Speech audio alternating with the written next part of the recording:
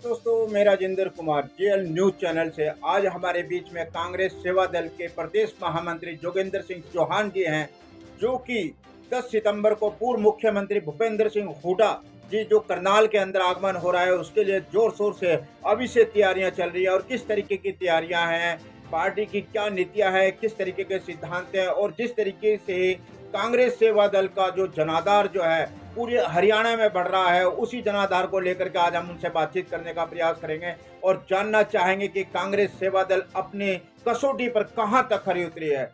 भाई साहब नमस्कार। भाई साहब, ये जो 10 सितंबर को जो कांग्रेस सेवा दल की ओर से जो है भूपेंद्र सिंह हुड्डा आ रहे हैं, उनकी जो तैयारियां चल रही है वो किस उद्देश्य को लेकर के चल रही है, क्या कहना चाहेंगे?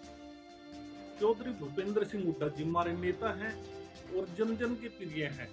राजेंद्र जी, सबसे पहले तो मैं आपका जेएल न्यूज की तरफ से जी का स्वागत करता हूं और जो समय समय पर हमारे पास आते रहते हैं, आपका भी धन्यवाद करता हूँ राजेंद्र जी, क्योंकि आप हमारे मुद्दों को उठाते रहते हैं।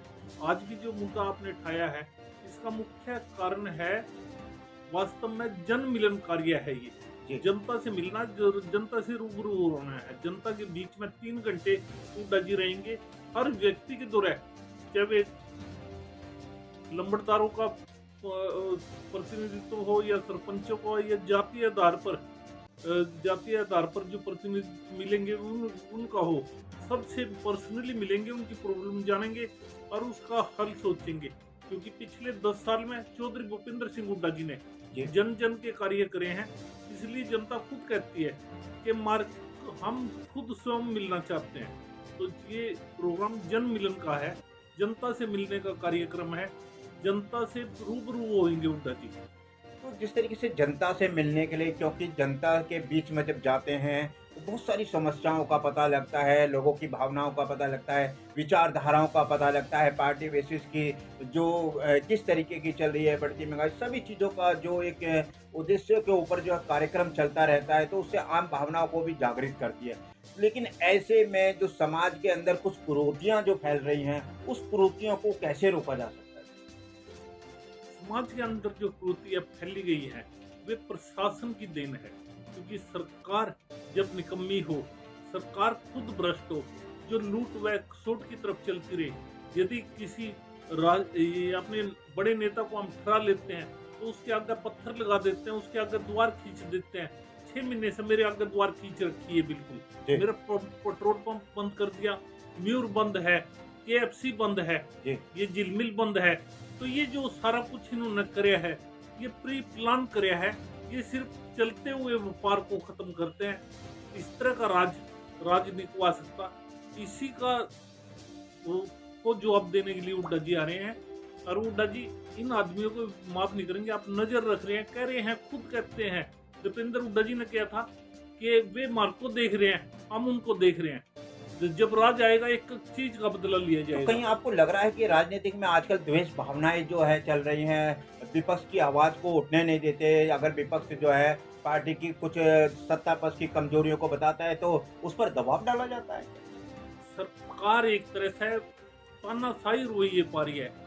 ये नहीं सोच रही कि हम कोई समाज सुधार का कार्य करें। ये सोचते हैं ना, डरा दें, बिल्कुल ऐसा कर दें जैसे तानाशाह कराया करता था, जैसे कि हिटलर कराया करता था।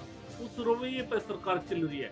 आज हम इस साफ कह सकते हैं कि सरकार न होकर एक गुंडों का टोल है, जो चारों तरफ से लूट मचा रखी है और चीज में बिक्री है, दूसरों पे इल्जाम लगाते हैं अपने आप। हर नेता इनका महाभ्रष्ट है और कोई भी लूट के बिना ये कार्य नहीं करते। इनका चाहे कोई सी भी NOC ले लो या कुछ भी कार्य करवा लो। एक चीज बताइए, हमारे आदमी पे ये 200 करोड़ का ED लगा देते हैं। जब वो ये आदमी कांग्रेस छोड़कर भाजपा ज्वाइन कर ले तो वो कैसे दूध का दूल्हा हो जाता है, कैसे उसको सारी NOC मिल जाती है, कैसे सारी क्लीन चिट मिल जाती है। ऐसे बहुत से नेता इन्होंने डराए और उन्होंने भाजपा ज्वाइन करी है और उसके बाद इन्होंने क्लियर चिट दी है। ये धंधा चल रहा है। हम साफ कह देना चाहते हैं कि इनका लूट का धंधा है और जो देश के लिए व प्रदेश के लिए दुखदायी है।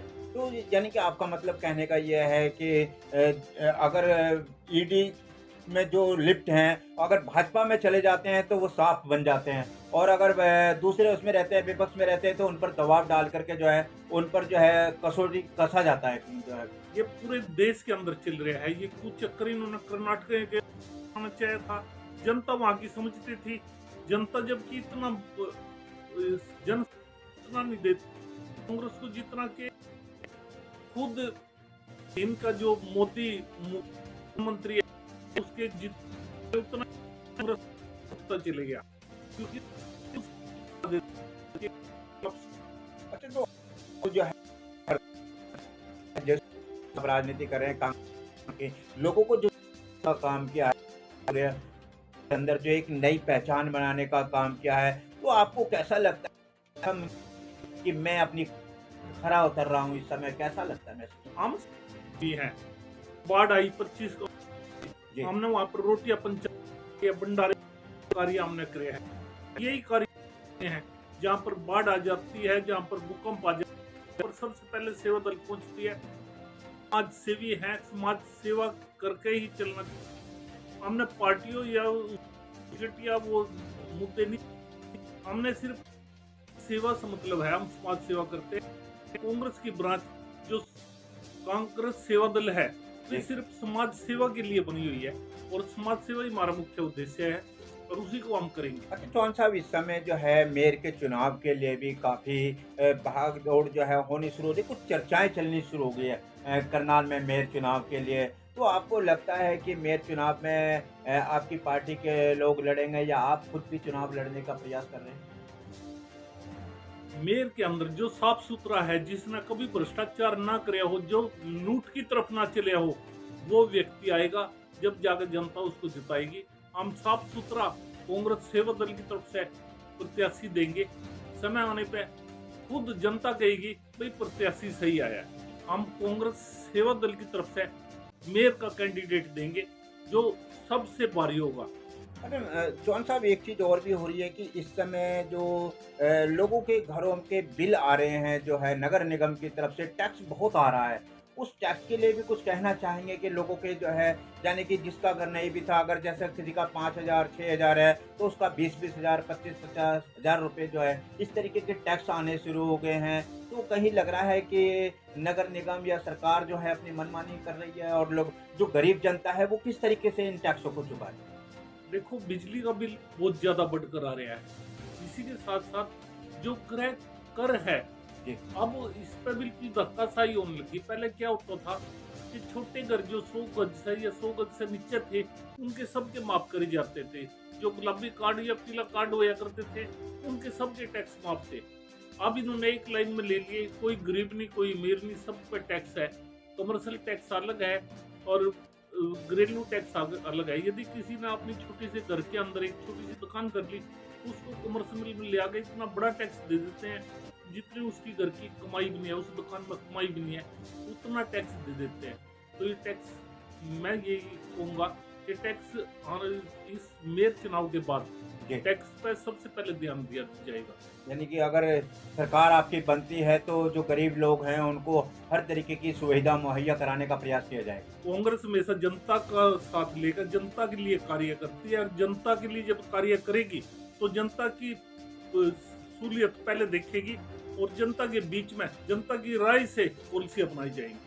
अरे, मैं और एक सवाल और थोड़ा सा आपसे करना चाहूँगा कि इस समय कुछ कांग्रेस का जो गुटबाजी हो रही है, उस गुटबाजी को कैसे रोका जा सकता है, और जो कांग्रेस एक मजबूत जो एक शक्ति है वो नजर नहीं अभी आ पा रही है। चौधरी भूपेंद्र सिंह हुड्डा जी हमारे बहुत सुलझे हुए नेता हैं, जिन्होंने 10 साल साफ सुथरा राज दिया, जिसको आज जनता पूरी तरह इख्तियार करती है।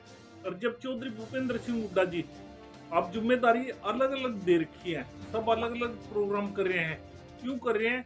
क्योंकि एक आदमी कवर नहीं कर सकता पूरे हरियाणा को, इसलिए सब अलग अलग प्रोग्राम करके कवर करेंगे। जब समय आ जाएगा चुनाव का, तो 3 महीने पहले। अभी तक प्रदेश की कमेटी गठित नहीं हो पा रही है, क्या के कारण हो रहे हैं कि काफी लंबे समय हो गया है उदय भान जी को प्रदेश अध्यक्ष बने, लेकिन अभी तक जो कमेटी का एक घोषणा हो जानी चाहिए थी, और उन्होंने कई बार आश्वासन भी दिया है कि कमेटी जल्दी ही गठित हो जाएगी, तो जल्दी कब रही है? कमेटी के पीसीसी के मेंबर बना दिए हैं, जिले के कन्वीनर बना दिए हैं, ब्लॉकों के जो इंचार्ज बनाए गए हैं पीसीसी के मेंबर बनाकर, वे सारा कुछ तैयार है, सिर्फ अनाउंसमेंट बाकी है। सारे जिस दिन राहुल गांधी जी आ जाएंगे, राहुल गांधी जी के पास बैठकर जो हमारे 4-5 बड़े नेता हैं वे अनाउंस करवा लेंगे। ये कोई भी कभी भी हो सकता है, हफ्ते में हो जो, 10 दिन में हो जो, 5 दिन में हो जो, कभी भी अनाउंस हो सकता है। अब लिस्टें तैयार पड़ी हैं। तो 10 सितंबर के लिए कुछ कहना चाहेंगे? भूपेंद्र जी जो है करनाल में आगमन कर रहे हैं, उनके लिए कुछ कहना चाहेंगे, आप संदेश देना चाहेंगे? चौधरी भूपेंद्र सिंह हुड्डा जी जन प्रतिनिधित्व करते हैं और जनता के बीच में जनता से मिलने के लिए आ रहे हैं। तो मैं यही कहूँगा कि ज़्यादा से ज़्यादा संख्या में चौधरी भूपेंद्र सिंह हुड्डा जी को मिलने के लिए आए, और सबसे ये अपील है मेरी कि अधिक संख्या में अपने ही खर्चे पर इस प्रोग्राम में आए। जय हिंद, जय भारत। देखिए, हमारे बीच में जोगिंदर सिंह चौहान हैं, जो कि प्रदेश के महामंत्री हैं, बहुत ही सुलझे हुए नेता हैं और समाज की सेवा में वो हमेशा समर्पित रहते हैं। लोगों के साथ में जो प्रेम और भावना उनका संदेश रहता है, सभी लोगों के साथ में मिलजुल करके रहना ही उनकी एक पहचान है। ऐसी एक पहचान को हम सभी सादर नमस्कार, धन्यवाद, जय हिंद, धन्यवाद।